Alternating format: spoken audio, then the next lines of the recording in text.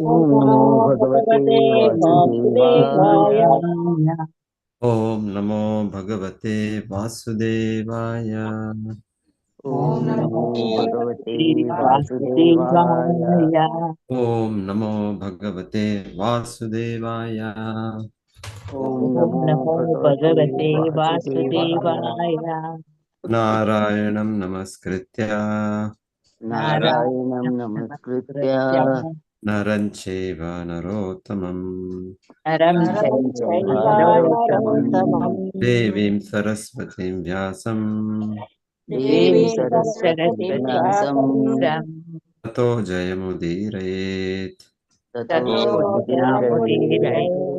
ನಷ್ಟಪ್ರಾಯೇಷು ಅಭದ್ರೇಷು ನಿತ್ಯಂ ಭಾಗವತ ಸೇವಯಾ ಭಗವತಿ ಉತ್ತಮ ಶ್ಲೋಕೆ ಭಕ್ತಿರ್ಭವತಿ ನೈಷ್ಟಿಕಿ.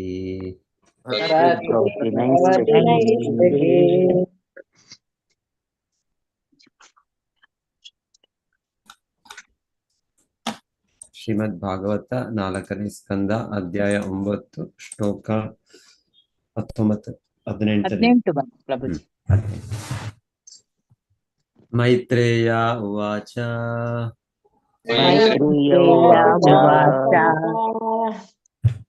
ಅಥಾಭಿಷ್ಟುತ ಏವಂ ವೈ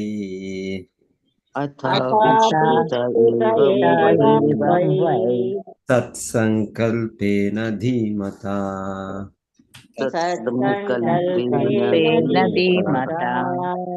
ಭೃತ್ಯಾನುರಕ್ತೋ ಭಗವಾನ್ ಪ್ರತಿನಂದೇತಂ ಅಬ್ರವೀತ್.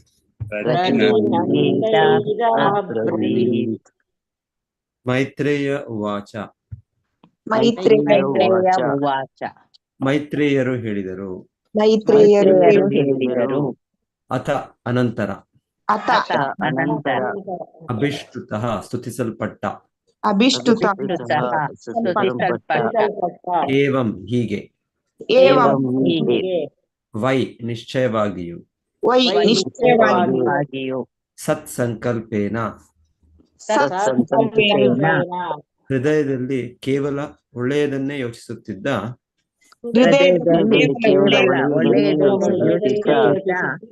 ಧ್ರುವ ಮಹಾರಾಜರಿಂದ ಧೀಮತ ಅವನು ಬಹಳ ಬುದ್ಧಿವಂತನಾದುದರಿಂದ ಭೃತ್ಯ ಅನುರಕ್ತ ಭಕ್ತರ ವಿಷಯದಲ್ಲಿ ಪ್ರೀತಿಯನ್ನು ಹೊಂದಿದ. ಭಗವಾನ್ ದೇವೋತ್ತಮ ಪರಮಪುರುಷನು. ಪ್ರತಿನಂದ್ಯ ಅವನನ್ನು ಅಭಿನಂದಿಸಿ. ಇದನ್ನು ಅಬ್ರವೀತ್ ಹೇಳಿದನು. ಅನುವಾದ ಮೈತ್ರೇಯ ಮಹರ್ಷಿ ಮುಂದುವರಿಸಿದರು. ಪ್ರಿಯ ವಿದುರನೇ, ಸದುದ್ದೇಶವುಳ್ಳ ಧ್ರುವ ಮಹಾರಾಜನು ಸ್ತುತಿಸುವುದನ್ನು ಮುಗಿಸಿದ ಮೇಲೆ ಭಕ್ತವತ್ಸಲನು ಭೃತ್ಯರ ಬಗ್ಗೆ ಕರುಣಾಮಯಿಯೂ ಆದ ದೇವೋತ್ತಮ ಪರಮಪುರುಷನು ಅವನನ್ನು ಅಭಿನಂದಿಸಿ ಹೀಗೆ ಹೇಳಿದನು. ಮೈತ್ರೇಯ ಮಹರ್ಷಿ ಮುಂದುವರಿಸಿದರು. ಪ್ರಿಯ ವಿದುರನೇ, ಸದುದ್ದೇಶವುಳ್ಳ ಧ್ರುವ ಮಹಾರಾಜನು ಸ್ತುತಿಸುವುದನ್ನು ಮುಗಿಸಿದ ಮೇಲೆ ಭಕ್ತವತ್ಸಲನು ಭೃತ್ಯರ ಬಗ್ಗೆ ಕರುಣಾಮಯಿಯೂ ಆದ ದೇವೋತ್ತಮ ಪರಮಪುರುಷನು ಅವನನ್ನು ಅಭಿನಂದಿಸಿ ಹೀಗೆ ಹೇಳಿದನು. ಶ್ರೀ ಭಗವಾನುವಾಚ. ವೇದಾಹಂ ತೇ ವ್ಯವಸಿತಂ वेदाहं ते व्यवसितं व्यवसितं हृदि राजन्य धृतिराजन्यबालक बालक बालक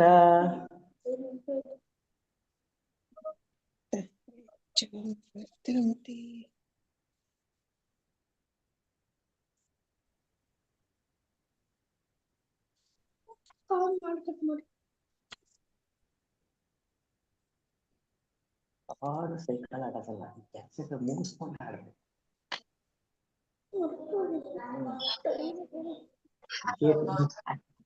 ಮಾಡೋದಿಲ್ಲ. तत्र यच्छामि भद्रन्ते तत्प्रयच्छामि भद्रन्ते दुरापमपि सुव्रता दुरापाम् अपि सुव्रता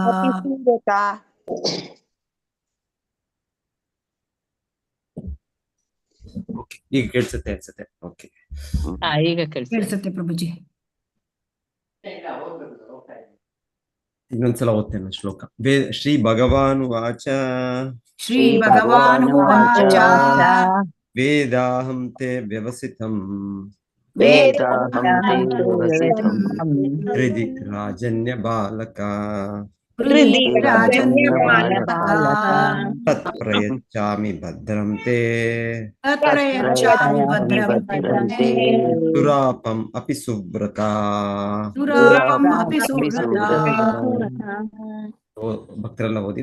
ಹರೇ ಕೃಷ್ಣ ಪ್ರಭುಜಿ. ಶ್ರೀ ಭಗವಾನ್ ಉವಾಚ ವೇದಾಹಂ ತೇ ವ್ಯವಸಿತಂ ಹೃದಿ ರಾಜನ್ಯ ಬಾಲಕ ತತ್ಪ್ರಯಚ್ಚಾಮಿ ಭದ್ರಂ ತೇ ದುರಾಪಂ ಅಪಿ ಸುವ್ರತ. ಥ್ಯಾಂಕ್ ಯು ಪ್ರಭುಜಿ. ಹರೇ ಕೃಷ್ಣ. ಹರೇ ಕೃಷ್ಣ. ಶ್ರೀ ಭಗವಾನ್ ಉವಾಚ ವೇದಾಹಂ ತೇ ವ್ಯವಸಿತಂ ಹೃದಿ ರಾಜನ್ಯ ಬಾಲಕ ತತ್ಪ್ರಯಚ್ಚಾಮಿ ಭದ್ರಂ ತೇ ದುರಾಪಂ ಅಪಿ ಸುವ್ರತ. ಹರೇ ಕೃಷ್ಣ. हरे कृष्ण प्रभुजी. श्री भगवानुवाच वेदाहं ते व्यवसितं हृदि राजन्यबालक यच्छामि भद्रं ते दुरापम् अपि सुव्रता. ಧನ್ಯವಾದಗಳು. ಹರೇ ಕೃಷ್ಣ ಪ್ರಭುಜಿ. ಶ್ಲೋಕ 19.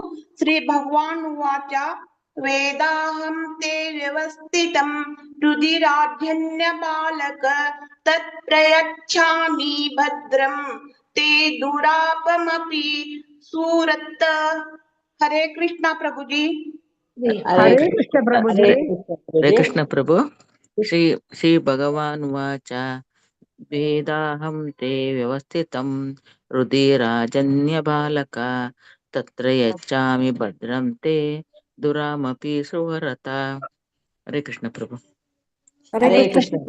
ಶ್ರೀ ಭಗವಾನುವಾಚ ವೇದಾಹಂ ತೇ ವ್ಯವಸ್ಥಿತಂ ಹೃದಿ ರಾಜನ್ಯ ಬಾಲಕ ತತ್ಪ್ರಯಚ್ಚಾಮಿ ಭದ್ರಂ ತೇ ದುರಾಪಮಪಿ ಸುವ್ರತಃ. ಹರೇ ಕೃಷ್ಣ. ಹರೇ ಕೃಷ್ಣ ಗುರುಜಿ.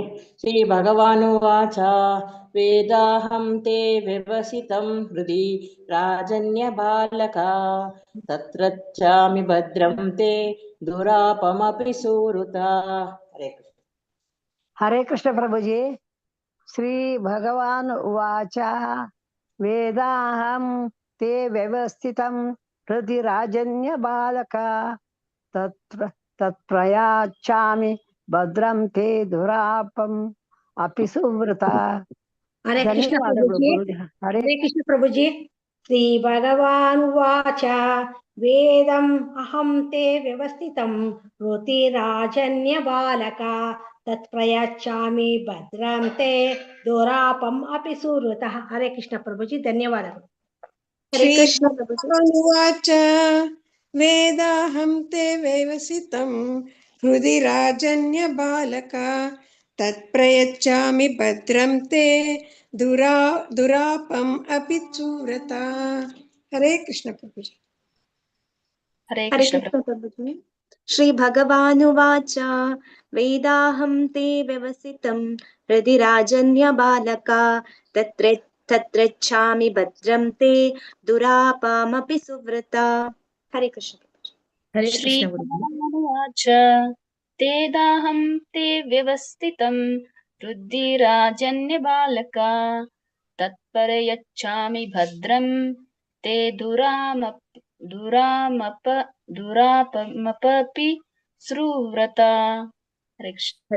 हरे कृष्ण। श्री भगवानुवाच वेदाहं ते व्यवस्थितं हृदि राजन्य बालका तत्प्रयच्छामि भद्रन्ते दुरापामपि सुवृता। हरे कृष्ण।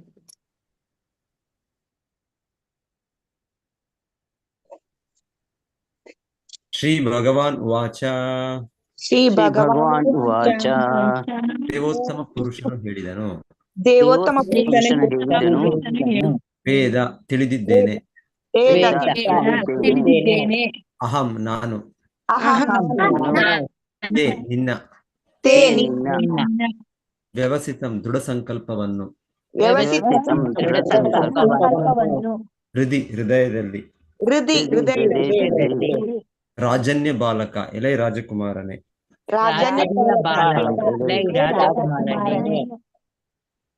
ತತ್ ಆ ಪ್ರಯಚ್ಛಾಮಿ ನಾನು ನಿನಗೆ ಕೊಡುತ್ತೇನೆ, ಪ್ರಯಚ್ಛಾಮಿ ನಾನು ನಿನಗೆ ಕೊಡುತ್ತೇನೆ, ಭದ್ರಂ ಸೌಭಾಗ್ಯವನ್ನು, ತೇ ನಿನಗೆ, ದುರಾಪಂ ಹೊಂದಲು ಕಷ್ಟವಾದರೂ, ಅಪಿ ಕೂಡ, ಸುವ್ರತ ಸಾತ್ವಿಕ ವ್ರತನಿಷ್ಠನೆ,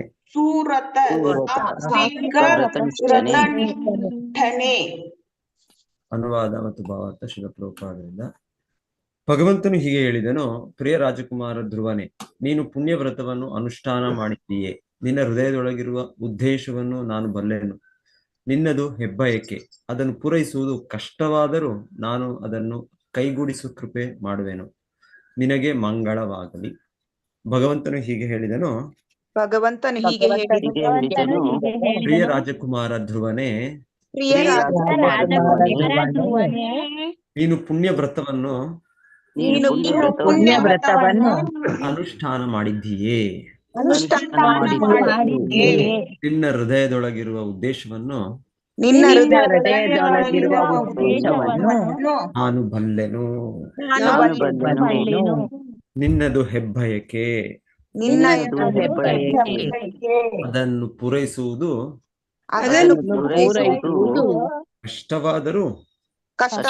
ಕಷ್ಟವಾದರೂ ನಾನು ಅದನ್ನು ಕೈಗೂಡಿಸುವ ಕೃಪೆ ಮಾಡುವೆನು. ನಿನಗೆ ಮಂಗಳವಾಗಲಿ.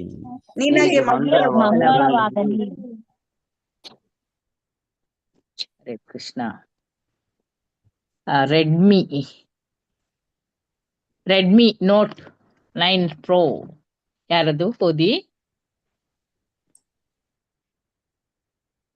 ರೋಹಿಣಿ ಎಸ್ ಭಟ್.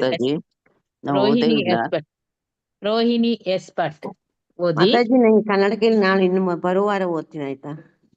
ಓಕೆ. ಶೈಲಾ ಮಾತಾಜಿ ಓದಿ. ಮಾತಾಜಿ ಹರಿಣಿ ಓದೇ ಇಲ್ಲ ಮಾತಾಜಿ. ಹರಿಣಿ ಬರ್ದಿದ್ದೇನೆ, ಓದಿದ್ದೀರಾ? ಹರಿಣಿ ಕಕ್ಕೇರಿ. ಶೋಭಾಯನ್ ಮಾತಾಜಿ ಓದಿ. ಹರೇ ಕೃಷ್ಣ ಮಾತಾಜಿ. ಭಾವಾರ್ಥ ಶ್ರೀಲ ಪ್ರಭುಪಾದರಿಂದ ಪ್ರಭುಪಾದರಿಗೆ ಜಯವಾಗಲಿ.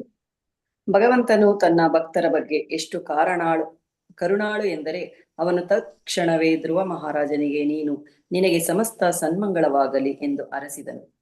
ಧ್ರುವ ಮಹಾರಾಜನಿಗೆ ಮನಸ್ಸಿನಲ್ಲಿ ಬಹಳ ಅಳುಕಿತ್ತು. ಏಕೆಂದರೆ ಭಕ್ತಿ ಸೇವೆಯನ್ನು ಮಾಡುವಾಗ ಅವನಲ್ಲಿ ಐಹಿಕ ಫಲಾಕಾಂಕ್ಷೆ ಇತ್ತು.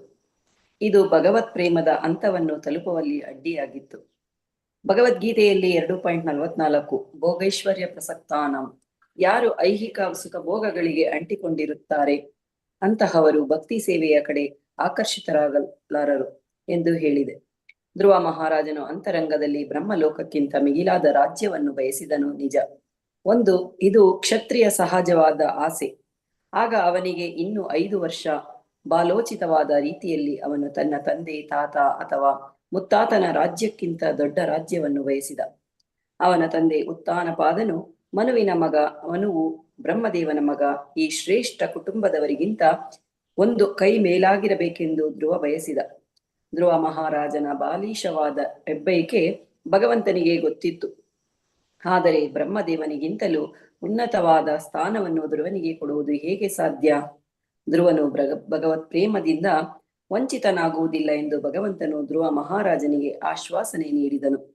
ಧ್ರುವನಿಗೆ ಮಹಾಭಕ್ತನಾಗುವ ಶುದ್ಧ ಬಯಕೆಯ ಜೊತೆಗೆ ಬಾಲ ಸಹಜವಾದ ಐಹಿಕ ಕಾಮನೆಗಳು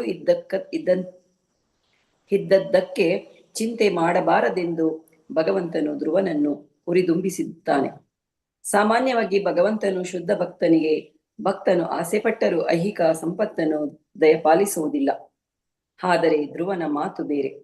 ಧ್ರುವ ಎಂತಹ ಶ್ರೇಷ್ಠ ಭಕ್ತನಾಗಿದ್ದನೆಂದರೆ ಅವನಿಗೆ ಎಷ್ಟೇ ಐಹಿಕ ಸಂಪತ್ತಿದ್ದರೂ ಅವನು ಭಗವತ್ ಪ್ರೇಮದ ಹಾದಿ ಬಿಟ್ಟು ಬೇರೆ ಕಡೆ ಹೋಗುವುದಿಲ್ಲವೆಂದು ಭಗವಂತನಿಗೆ ಗೊತ್ತಿತ್ತು. ಅತ್ಯಂತ ಅರ್ಹನಾದ ಭಕ್ತನು ಐಹಿಕ ಸುಖ ಸಂತೋಷಗಳ ಸೌಕರ್ಯವಿದ್ದು ಭಗವಂತನ ಪ್ರೀತಿಯುತ ಸೇವೆಯನ್ನು ಮಾಡಬಹುದೆಂದು ಈ ನಿದರ್ಶನವು ತೋರಿಸುತ್ತದೆ.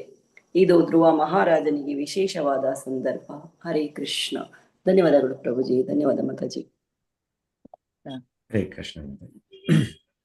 ಓಂ ಅಜ್ಞಾನಾತಿಮಿರಾಂಧಸ್ಯ ಜ್ಞಾನಾಂಜನಶಲಾಕಯ ಚಕ್ಷುರುನ್ಮೀಲಿತಂ ಯೇನ ತಸ್ಮೈ ಶ್ರೀ ಗುರವೇ ನಮಃ. ನಮೋ ಓಂ ವಿಷ್ಣುಪಾದಾಯ ಕೃಷ್ಣಪ್ರೇಷ್ಠಾಯ ಭೂತಲೆ ಶ್ರೀಮತೆ ಭಕ್ತಿವೇದಾಂತ ಸ್ವಾಮಿ ಇತಿ ನಾಮ್ನಿ. ನಮಸ್ತೆ ಸಾರಸ್ವತಿ ದೇವೆ ಗೌರವಾಣಿ ಪ್ರಚಾರಿಣಿ ನಿರ್ವಿಶೇಷ ಶೂನ್ಯವಾದಿ ಪಾಶ್ಚಾತ್ಯ ದೇಶಕಾರಿಣಿ. जय श्री कृष्ण चैतन्य प्रभु नित्यानंद श्री अद्वैत गदाधर श्रीवासादि गौर भक्तवृंद. हरे कृष्ण कृष्ण कृष्ण हरे हरे, हरे राम राम राम हरे हरे.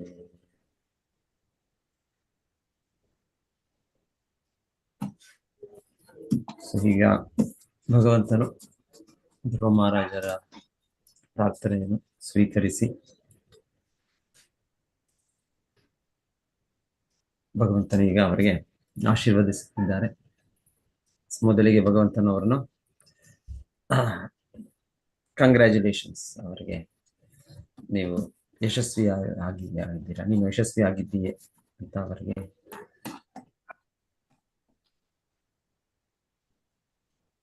ಅಭಿನಂದಿಸಿ. ಓಕೆ, ಕಂಗ್ರ್ಯಾಚುಲೇಷನ್ಸ್, ಅಭಿನಂದಿಸಿ. ಸೊ ಭಗವಂತನ ಅಭಿನಂದಿಸಿ ಭಗವಂತನ ಇಲ್ಲಿ ಹೇಳ್ತಾ ಇರೋದು, ಇನ್ನು ತುಂಬಾ ಕಠೋರ ವ್ರತ. ಸೊ ಧ್ರುವ ಮಹಾರಾಜ ಮಾಡಿದ್ದ ವ್ರತ ಇದು ಸಾಮಾನ್ಯ ವ್ಯಕ್ತಿಗಳು ನಾವು ಯಾರು ಮಾಡಕ್ಕಾಗಲ್ಲ. ತೀವ್ರವಾದ ಒಂದು ವ್ರತ, ಅದು ಪುಟ್ಟ ಬಾಲಕ ಮಾಡಿದ್ದು. ಸೊ ವ್ರತ ಹೇಗೆ ತೀವ್ರವಾಗಿತ್ತು, ಆದರೂ ಅವರ ಇಚ್ಛೆ ಇದ್ದದ್ದು ಒಂದು ಮಗುವಿನ ಇಚ್ಛೆ ಇರುತ್ತೆ. ಮಗು ಬಾಲ್ಯದಲ್ಲಿ ಎಷ್ಟೆಷ್ಟೋ ಇಚ್ಛೆಗಳಿರುತ್ತೆ. ಸೊ ನೋಡಿದ್ದೆಲ್ಲ ಬೇಕು. ಸೊ ಹಾಗೆ ಧ್ರುವ ಮಹಾರಾಜನಿಗೆ ಒಂದು ರೀತಿ ಆ ಇಚ್ಛೆಗಳು ಹುಚ್ಚುತನ ತರನೇ ಹೇಳ್ಬೋದು. ಮಕ್ಕಳಿಗೆ ಎಷ್ಟೆಷ್ಟೋ ಆಸೆಗಳು, ಎಷ್ಟೆಷ್ಟೋ ಅದು ಹುಡುಗುತನ.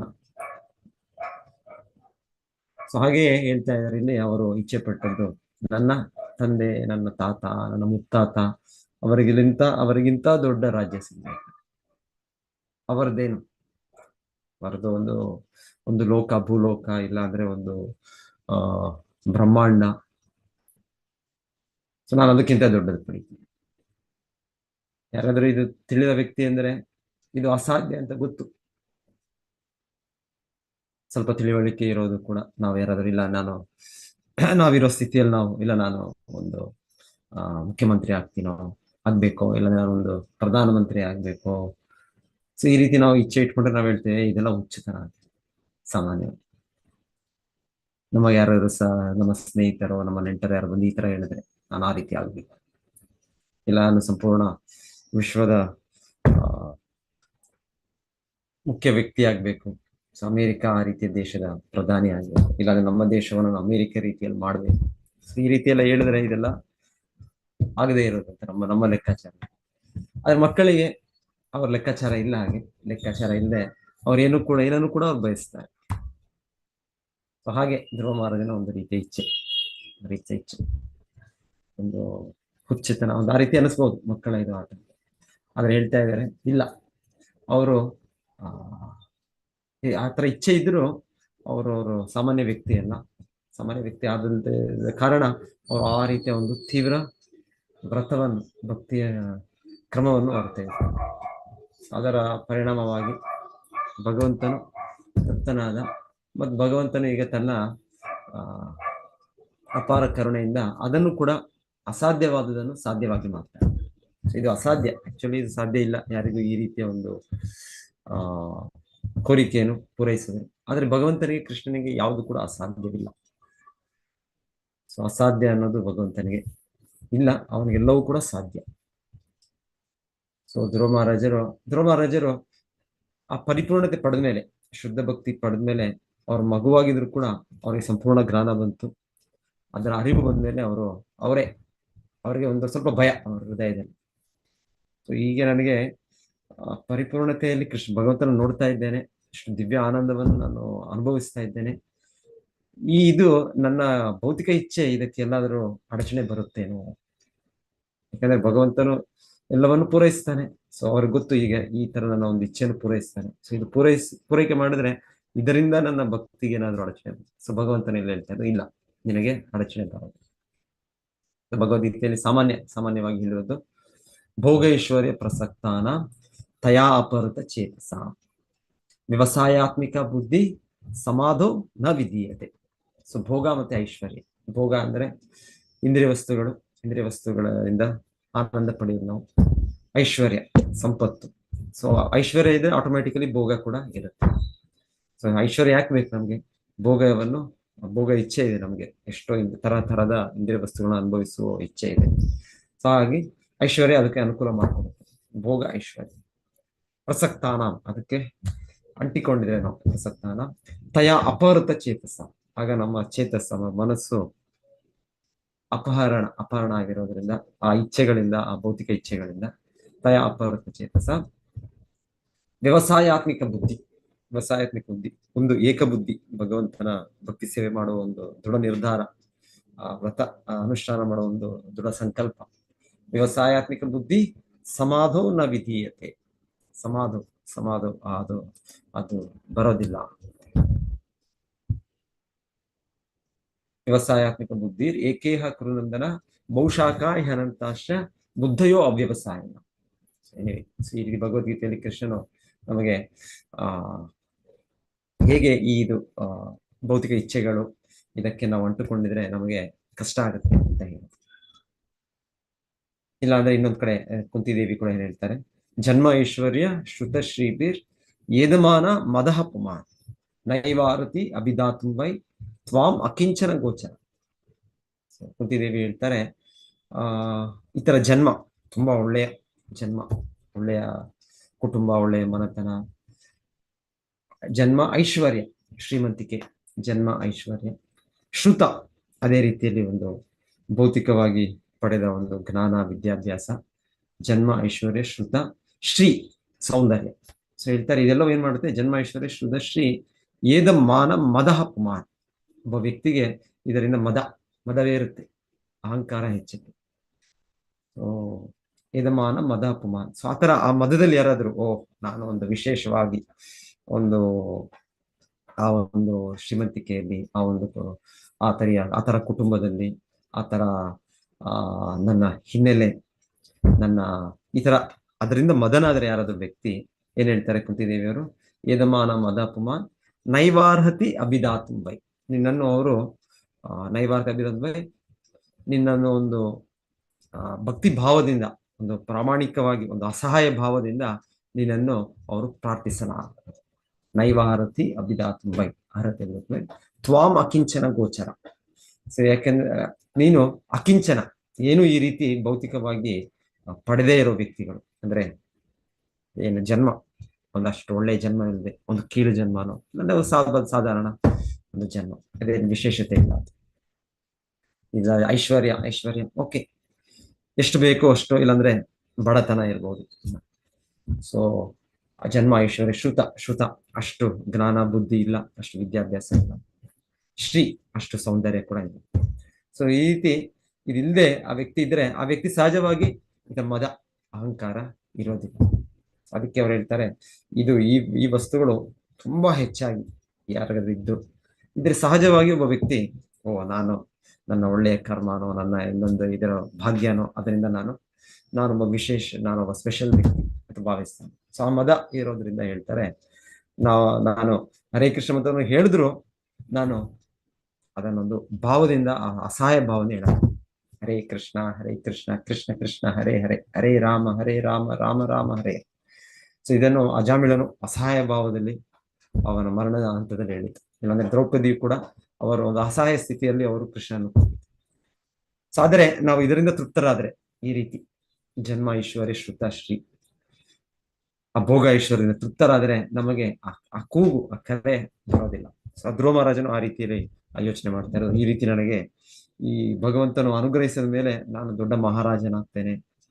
ಸೊ ಆ ಒಂದು ಸ್ಥಾನದಲ್ಲಿ ಆ ಒಂದು ಭೋಗ ಇಚ್ಛೆಗಳು ಪೂರೈಕೆ ಮಾಡೋ ಒಂದು ಅವಕಾಶದಲ್ಲಿ ನಾನು ಕೃಷ್ಣನ ಮರ್ತು ಬಿಡ್ತೇನೆ. ನಾನು ಕೃಷ್ಣನ ಶುದ್ಧ ಭಕ್ತಿ ಪ್ರೇಮ ಭಕ್ತಿ ಅಂತ ಒಂದು ತಲುಪಕ್ಕೆ ಆಗೋದಿಲ್ವೇನೋ ಅಂತ ಧ್ರುವ ಮಹಾರಾಜರ ಒಂದು ಹೃದಯದಲ್ಲಿ ಒಂದು ಕಡೆ ಸ್ವಲ್ಪ ಭಯ. ಸೊ ಇಲ್ಲಿ ಭಗವಂತನು ಅಭಿನಂದಿಸ್ತಾ ಹೇಳ್ತಾ ಇರೋದು, ಇಲ್ಲ ನೀನು ಹೆದರೋದ ಅಗತ್ಯ ಇಲ್ಲ, ನಿನಗೆ ಸಂಪೂರ್ಣ ರಕ್ಷಣೆ. ಸೊ ಇದು ಹೇಳ್ತಾ ಇರೋದು, ಇದು ಭಗವಂತನ ಕೃಪೆ. ಅವ ತುಂಬಾ ಉನ್ನತವಾದ ಭಕ್ತರಿಗೆ. ಸಾಮಾನ್ಯವಾದ ಭಕ್ತರಿಗೆ ನಮಗೆ ಎಚ್ಚರಿಕೆ, ನಮಗೆ ಭೋಗದಿಂದ ನಾವು ದೂರ ಇರಬೇಕು, ಐಶ್ವರ್ಯದಿಂದನೂ ಕೂಡ ದೂರ ಇರಬೇಕು. ಎಷ್ಟು ಬೇಕು ಅಷ್ಟು ನಾವು ಭೌತಿಕ ಮತ್ತೆ ಆಧ್ಯಾತ್ಮ, ಸೊ ಎಲ್ಲವೂ ಕೂಡ ಆಧ್ಯಾತ್ಮವಾದದ್ದೇ, ಎಲ್ಲವೂ ಕೂಡ ಕೃಷ್ಣ ಶಕ್ತಿ. ಆದರೆ ಅದನ್ನು ನೋಡುವ ಶಕ್ತಿ ನಮಗಿಲ್ಲ. ನಾವು ಒಂದು ಭೌತಿಕ ವಸ್ತುವನ್ನು ನೋಡಿದ್ರೆ, ಭೌತಿಕ ಇದನ್ನು ನೋಡಿದ್ರೆ ನಮಗೂ ಅದನ್ನು ನಮ್ಮ ಇಚ್ಛೆಯನ್ನು ಪೂರೈಕೆ ಮಾಡಿಕೊಳ್ಳುವ ಒಂದು ದೃಷ್ಟಿ, ಕಾಮ ಭಾವನೆ ಇದೆ ನಮಗೆ. ಕಾಮ ಭಾವನೆ ಇರೋದ್ರಿಂದ ನಮಗೆ ಈ ಇಂದ್ರಿಯ ವಸ್ತುಗಳು, ಈ ಐಶ್ವರ್ಯ ಇದು ದೂರ ಇದ್ದಷ್ಟು ನಮಗೆ ಅನುಕೂಲ. ಆದರೆ ಇಲ್ಲಿ ಹೇಳ್ತಾ ಇರೋ ಹಾಗೆ, ಇಲ್ಲಿ ಉನ್ನತ ಭಕ್ತರು ಅವರು ಅದೆಲ್ಲವನ್ನು, ಆ ಭೌತಿಕ ವಸ್ತುವನ್ನು ಕೂಡ ಅವರು ಆಧ್ಯಾತ್ಮಿಕವನ್ನು ಮಾಡುವ ಒಂದು ಶಕ್ತಿ ಪಡೆದಿದ್ದಾರೆ.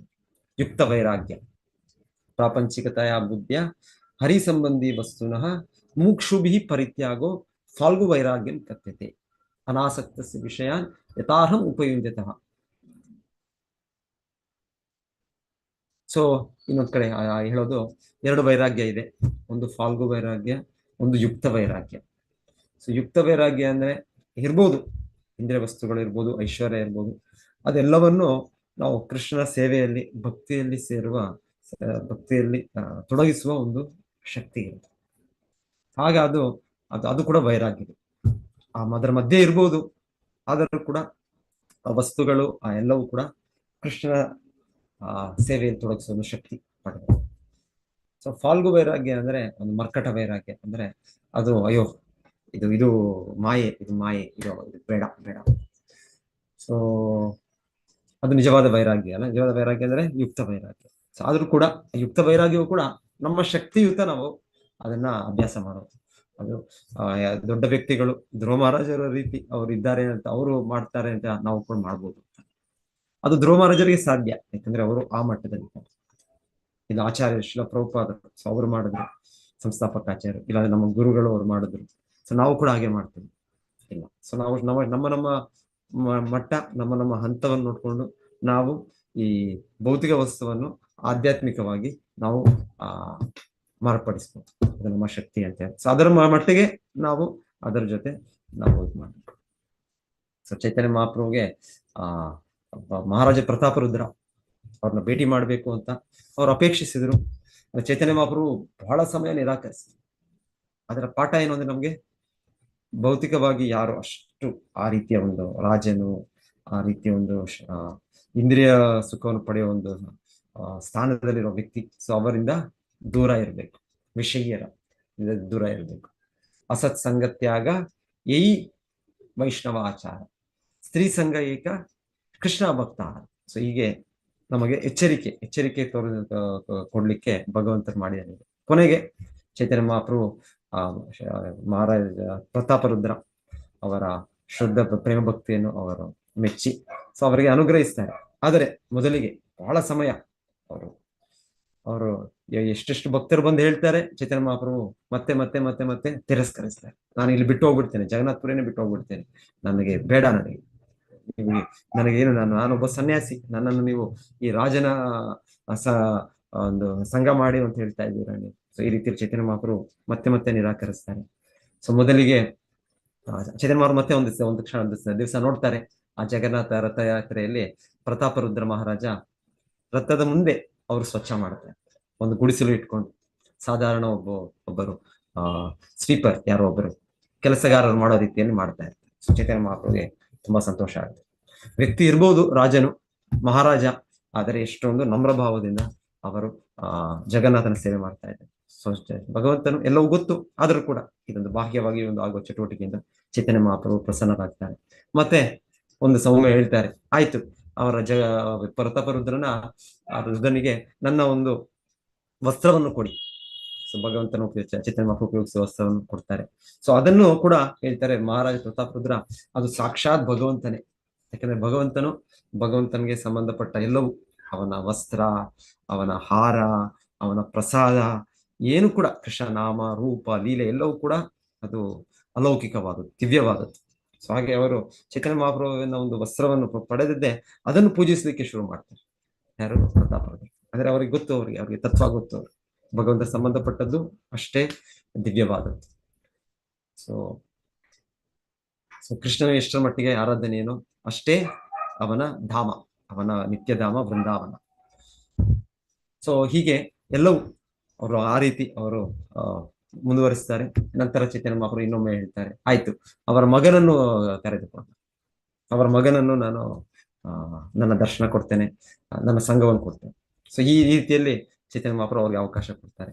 ಮತ್ತೆ ಕೊನೆಗೆ ಭಕ್ತರು ಅವರ ಯೋಜನೆಯಿಂದ ಅವರು ಸ್ವಯಂ ಭಗವಂತ ಶ್ರೀ ಚೈತನ್ಯ ಮಹಾಪ್ರಭುವಿನ ಸಂಘವನ್ನು ಪಡೆಯುವ ಒಂದು ಸನ್ನಿವೇಶ ಬರುತ್ತೆ ಮಹಾರಾಜ ಪ್ರತಾಪ.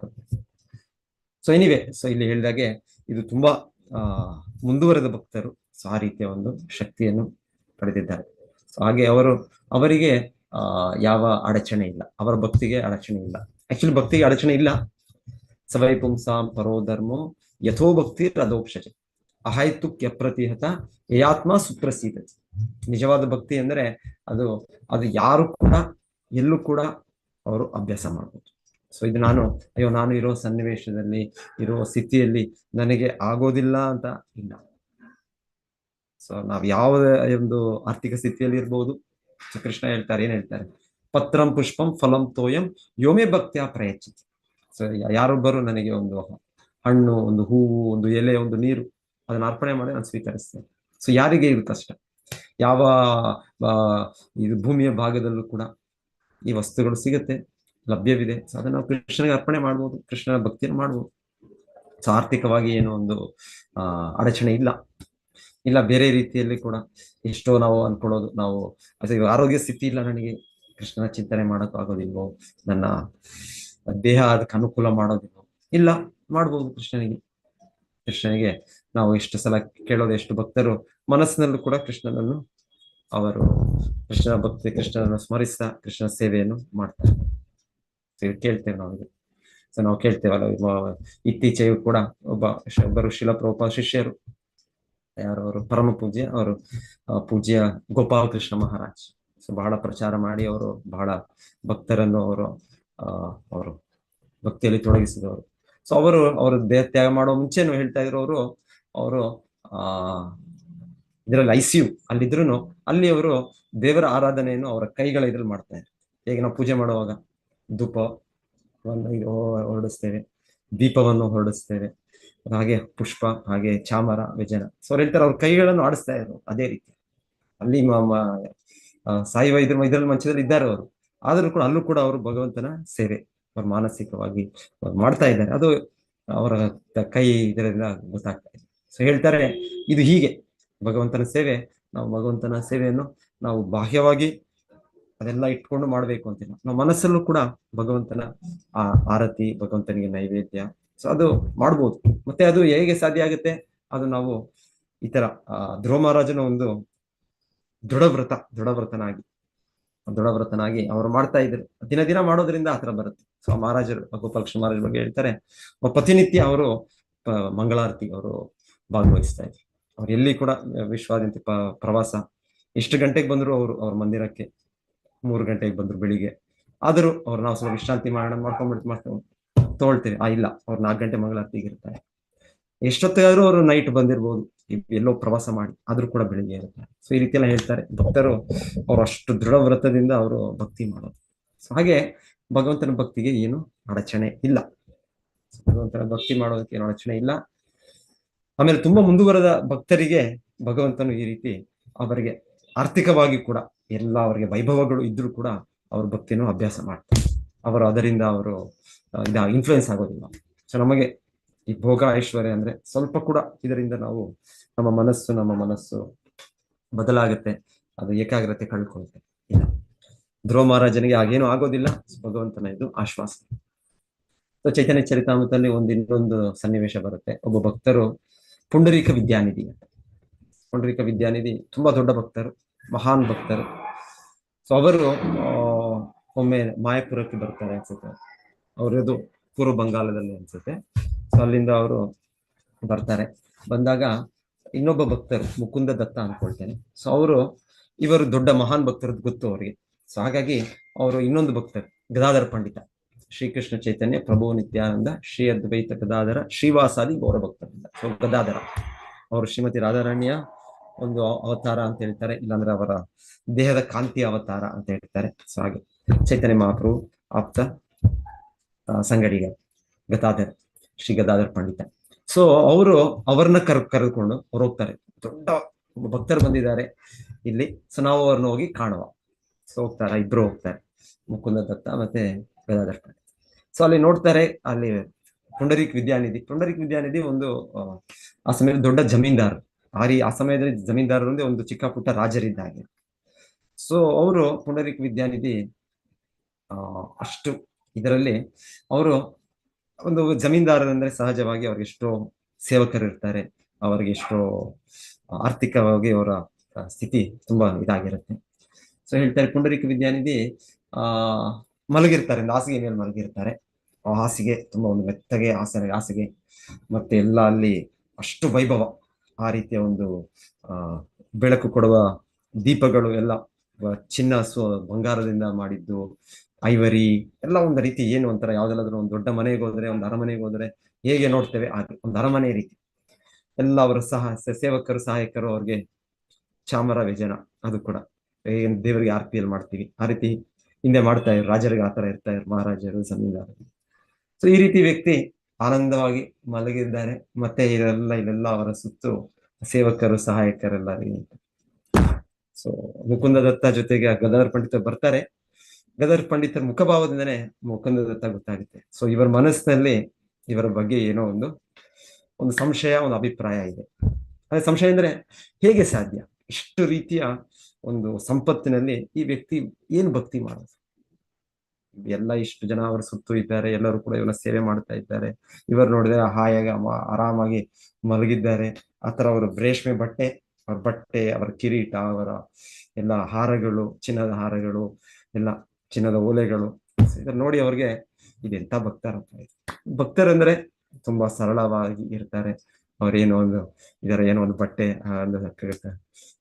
ಬಟ್ಟೆ ಹಾಕೊಂಡು ಏನೋ ಒಂದು ಆಭರಣ ಇಲ್ಲದೆ ಏನೋ ಇದ್ ರೀತಿ ಇರ್ಬೇಕು. ಅದೇ ಇಲ್ಲಿ ನೋಡಿದ್ರೆ ಭಕ್ತರು ಈ ರೀತಿ ಇದ್ದಾರೆ ಅಂತ ಗದಾಧರ ಪಂಡಿತರಿಗೆ ಮನಸ್ಸಿನಲ್ಲಿ ಒಂದಿದೆ ಯೋಚನೆ.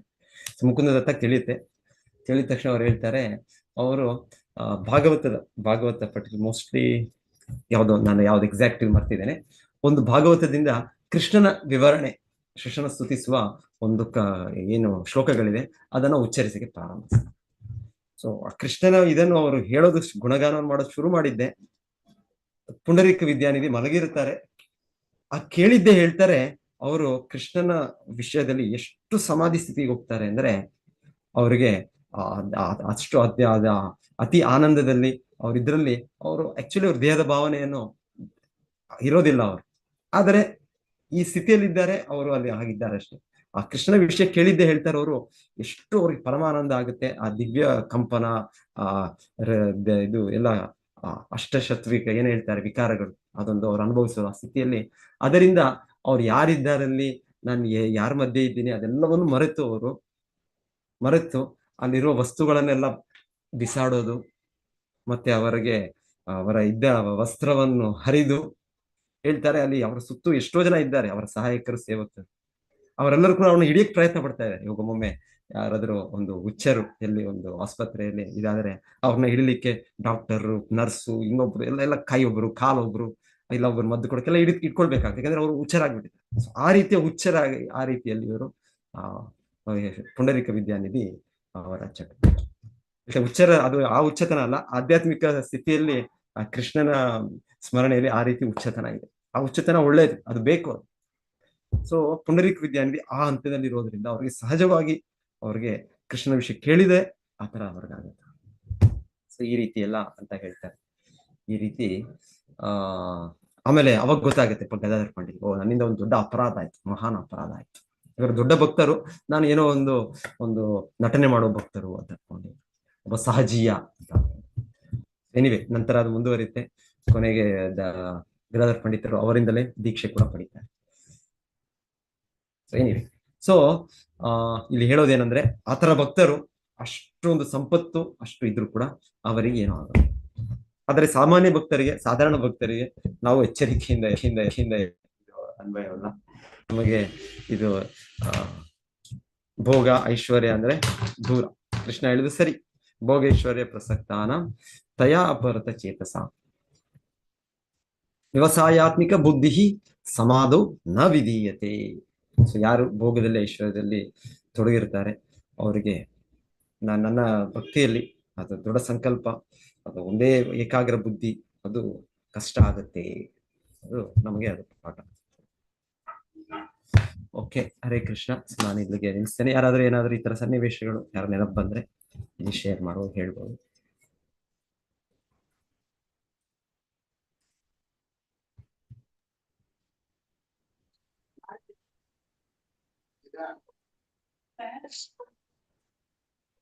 ಇನ್ನೊಂದ್ಸಲ ಭಾವಾರ್ಥ ಓದ್ತೇನೆ ಕೊನೆಗೆ ಮುಗಿಸೋ ಮುಂಚೆ. ಯಾರಾದ್ರೂ ಏನಾದ್ರು ಹೇಳಿದ್ರು ಏನೋ ಗೊತ್ತಿಲ್ಲ, ನಂಗೆ ಇಲ್ಲಿ ಆಫ್ ಆಗಿತ್ತು ಅಲ್ಲಿ ಇದು ಇಲ್ಲ. ನಾನು ಓದ್ತೇನೆ. ಭಗವಂತನು ಹೀಗೆ ಹೇಳಿದನು, ಪ್ರಿಯ ರಾಜಕುಮಾರ ಧ್ರುವನೇ, ನೀನು ಪುಣ್ಯ ವ್ರತವನ್ನು ಅನುಷ್ಠಾನ ಮಾಡಿದ್ದೀಯೇ. ನಿನ್ನ ಹೃದಯದೊಳಗಿರುವ ಉದ್ದೇಶವನ್ನು ನಾನು ಬಲ್ಲೆನು. ನಿನ್ನದು ಹೆಬ್ಬಯಕೆ, ಅದನ್ನು ಪೂರೈಸುವುದು ಕಷ್ಟವಾದರೂ ನಾನು ಅದನ್ನು ಕೈಗೂಡಿಸುವ ಕೃಪೆ ಮಾಡುವೆನು. ನಿನಗೆ ಮಂಗಳವಾಗಲಿ. ಭಾವಾರ್ಥ: ಭಗವಂತನು ತನ್ನ ಭಕ್ತರ ಬಗ್ಗೆ ಎಷ್ಟು ಕರುಣಾಳು ಎಂದರೆ ಅವನು ತತ್ಕ್ಷಣವೇ ಧ್ರುವ ಮಹಾರಾಜನಿಗೆ ನಿನಗೆ ಸಮಸ್ತ ಸನ್ಮಂಗಳಗಳಾಗಲಿ ಎಂದು ಹರಸಿದನು. ಧ್ರುವ ಮಹಾರಾಜನಿಗೆ ಮನಸ್ಸಿನಲ್ಲಿ ಬಹಳ ಅಳುಕಿತ್ತು, ಏಕೆಂದರೆ ಭಕ್ತಿ ಸೇವೆಯನ್ನು ಮಾಡುವಾಗ ಅವನಲ್ಲಿ ಐಹಿಕ ಫಲಾಕಾಂಕ್ಷೆ ಇತ್ತು. ಇದು ಭಗವತ್ ಪ್ರೇಮದ ಹಂತವನ್ನು ತಲುಪುವುದಲ್ಲಿ ಅಡ್ಡಿಯಾಗಿತ್ತು. ಭಗವದ್ಗೀತೆಯಲ್ಲಿ 2ನೇ ಅಧ್ಯಾಯ 44ನೇ ಶ್ಲೋಕದಲ್ಲಿ ಭೋಗೈಶ್ವರ್ಯ ಪ್ರಸಕ್ತಾನ, ಯಾರು ಐಹಿಕ ಸುಖ ಭೋಗಗಳಿಗೆ ಅಂಟಿಕೊಂಡಿರುತ್ತಾರೆ ಅಂತಹವರು ಭಕ್ತಿ ಸೇವೆಯ ಕಡೆ ಆಕರ್ಷಿತರಾಗಲಾರರು ಎಂದು ಹೇಳಿದೆ. ಧ್ರುವ ಮಹಾರಾಜನು ಅಂತರಂಗದಲ್ಲಿ ಬ್ರಹ್ಮಲೋಕಕ್ಕಿಂತ ಮಿಗಿಲಾದ ರಾಜ್ಯವನ್ನು ಬಯಸಿದನು. ನಿಜ, ಇದು ಕ್ಷತ್ರಿಯ ಸಹಜವಾದ ಆಸೆ. ಆಗ ಅವನಿಗೆ ಇನ್ನೂ 5 ವರ್ಷ. ಬಾಲೋಚಿತವಾದ ರೀತಿಯಲ್ಲಿ ಅವನು ತನ್ನ ತಂದೆ, ತಾತ ಅಥವಾ ಮುತ್ತಾತನ ರಾಜ್ಯಕ್ಕಿಂತ ದೊಡ್ಡ ರಾಜ್ಯವನ್ನು ಬಯಸಿದ. ಅವನ ತಂದೆ ಉತ್ತಾನಪಾದನು ಮನುವಿನ ಮಗ, ಮನುವು ಬ್ರಹ್ಮದೇವನ ಮಗ. ಈ ಶ್ರೇಷ್ಠ ಕುಟುಂಬದವರಿಗಿಂತ ಒಂದು ಕೈ ಮೇಲಾಗಿರಬೇಕೆಂದು ಧ್ರುವ ಬಯಸಿದ. ಧ್ರುವ ಮಹಾರಾಜನ ಬಾಲಿಶವಾದ ಹೆಬ್ಬಯಕೆ ಭಗವಂತನಿಗೆ ಗೊತ್ತಿತ್ತು. ಆದರೆ ಬ್ರಹ್ಮದೇವನಿಗಿಂತಲೂ ಉನ್ನತವಾದ ಸ್ಥಾನವನ್ನು ಧ್ರುವನಿಗೆ ಕೊಡುವುದು ಹೇಗೆ ಸಾಧ್ಯ? ಧ್ರುವನು ಭಗವತ್ ಪ್ರೇಮದಿಂದ ವಂಚಿತನಾಗುವುದಿಲ್ಲ ಎಂದು ಭಗವಂತನು ಧ್ರುವ ಮಹಾರಾಜನಿಗೆ ಆಶ್ವಾಸನೆ ನೀಡಿದನು. ಧ್ರುವನಿಗೆ ಮಹಾಭಕ್ತನಾಗುವ ಶುದ್ಧ ಬಯಕೆಯ ಜೊತೆಗೆ ಬಾಲ ಸಹಜವಾದ ಐಹಿಕ ಕಾಮನೆಗಳು ಇದ್ದದ್ದಕ್ಕೆ ಚಿಂತೆ ಮಾಡಬಾರದೆಂದು ಭಗವಂತನು ಧ್ರುವನನ್ನು ಹುರಿದುಂಬಿಸುತ್ತಾನೆ. ಸಾಮಾನ್ಯವಾಗಿ ಭಗವಂತನು ಶುದ್ಧ ಭಕ್ತನು ಆಸೆ ಪಟ್ಟರೂ ಐಹಿಕ ಸಂಪತ್ತನ್ನು ದಯಪಾಲಿಸುವುದಿಲ್ಲ. ಓಕೆ, ಸೊ ಇದು ಇದೆ ಶುದ್ಧ ಭಕ್ತನಿಗೆ ಇಲ್ಲಿ ಹೇಳ್ತಾ ಇರೋದಿಲ್ಲಿ. ಪ್ರಾರಂಭಿಕ ಭಕ್ತರಿಗೆ ಅರ್ಥಾರ್ಥಿ, ಜಿಜ್ಞಾಸು, ಜ್ಞಾನಿ ಸೊ ಭಗವಂತನು ಅನುಗ್ರಹಿಸ್ತಾನೆ. ಇಲ್ಲಾಂದ್ರೆ ನಮಗೆ ಇರೋ ಚಿಕ್ಕ ಕೋಮಲ ಶ್ರದ್ಧೆ ಕೂಡ ಅದು ಕೂಡ ಹೋಗ್ಬಿಡುತ್ತೆ ನಮಗೆ. ಸೊ ಕೃಷ್ಣ ಆದ್ರೆ ಶುದ್ಧ ಭಕ್ತನಿಗೆ ಹೆಚ್ಚು ಹೆಚ್ಚು ಹೆಚ್ಚು ಮುಂದುವರಿದಾಗ ಭಗವಂತನು ಅಷ್ಟು ಸುಲಭವಾಗಿ ಅವನಿಗೆ ಭಕ್ತನು ಆಸೆ ಪಟ್ಟರು ಕೊಡುವುದಿಲ್ಲ. ಆದರೆ ಧ್ರುವನ ಮಾತು ಬೇರೆ. ಧ್ರುವ ಎಂತಹ ಶ್ರೇಷ್ಠ ಭಕ್ತನಾಗಿದ್ದನೆಂದರೆ ಅವನಿಗೆ ಎಷ್ಟೇ ಐಹಿಕ ಸಂಪತ್ತಿದ್ದರೂ ಅವನು ಭಗವತ್ ಪ್ರೇಮದ ಹಾದಿ ಬಿಟ್ಟು ಬೇರೆ ಕಡೆ ಹೋಗುವುದಿಲ್ಲವೆಂದು ಭಗವಂತನಿಗೆ ಗೊತ್ತಿತ್ತು. ಅತ್ಯಂತ ಹರನಾದ ಭಕ್ತನು ಐಕ ಸುಖ ಸಂತೋಷಗಳ ಸೌಕರ್ಯವಿದ್ದು ಭಗವಂತನ ಪ್ರೀತಿಯುತ ಸೇವೆಯನ್ನು ಮಾಡಬಹುದೆಂದು ಈ ನಿದರ್ಶನವು ತೋರಿಸುತ್ತದೆ. ಇದು ಧ್ರುವ ಮಹಾರಾಜನಿಗೆ ವಿಶೇಷವಾದ ಸಂದರ್ಭ. ಸೊ ಹಿಂದೆ ಎಷ್ಟು ಮಂದಿ ಋಷಿಗಳು ಇರ್ತಾ ಇದ್ರು, ರಾಜರು, ಮಹಾರಾಜ ಅಂಬರೀಷ, ಮಹಾರಾಜ ಯುಧಿಷ್ಠಿರ. ಸೊ ಅವರ ಐಶ್ವರ್ಯ, ಅವರ ಸಂಪತ್ತು ನಾವು ಕಲ್ಪನೆ ಮಾಡ್ಕೊಳ್ಳಿಕ್ಕೂ ಆಗೋದಿಲ್ಲ. ಆದರೆ ಅವರು ಶುದ್ಧ ಭಕ್ತರು. ಸೊ ಭಗವಂತನಿಗೆ ಗೊತ್ತು ಅವರ ಭಕ್ತಿಗೆ ಏನು ಅಡಚಣೆ ಬರೋದಿಲ್ಲ. ಸೊ ಭಗವಂತನು ಅಂತ ಮಹಾನ್ ಭಕ್ತರಿಗೆ ಅನುಗ್ರಹಿಸುತ್ತಾರೆ. ಹರೇ ಕೃಷ್ಣ. ಎಲ್ಲರಿಗೂ ಧನ್ಯವಾದಗಳು. ಧನ್ಯವಾದಗಳು ಪ್ರಭುಜಿ. ಹರೇ ಧನ್ಯವಾದಗಳು ಧನ್ಯವಾದಗಳು ಪ್ರಭುಜಿ. ಹರೇ ಕೃಷ್ಣ. ಪ್ರಣಾಮಗಳು. ಹರೇ ಕೃಷ್ಣ. ಹರೇ ಕೃಷ್ಣ ಪ್ರಭುಜಿ, ಧನ್ಯವಾದಗಳು. ಹರೇ ಕೃಷ್ಣ ಮಾತಾಜಿ. ಹರೇ ಕೃಷ್ಣ. ಹರೇ ಕೃಷ್ಣ ಪ್ರಭು, ಧನ್ಯವಾದಗಳು. ಕೃಷ್ಣ ಮಾತಾಜಿ. ಹರೇ ಹರೇ ಕೃಷ್ಣ. ಕೃಷ್ಣ ಪ್ರಭುಜಿ, ಹರೇ ಧನ್ಯವಾದಗಳು. ಕೃಷ್ಣ ಪ್ರಭುಜಿ. ಹರೇ ಕೃಷ್ಣ. ಹರೇ ಕೃಷ್ಣ ಪ್ರಭುಜಿ. ಹರೇ ಕೃಷ್ಣ ಮಾತಾಜಿ. ಹರೇ ಕೃಷ್ಣ.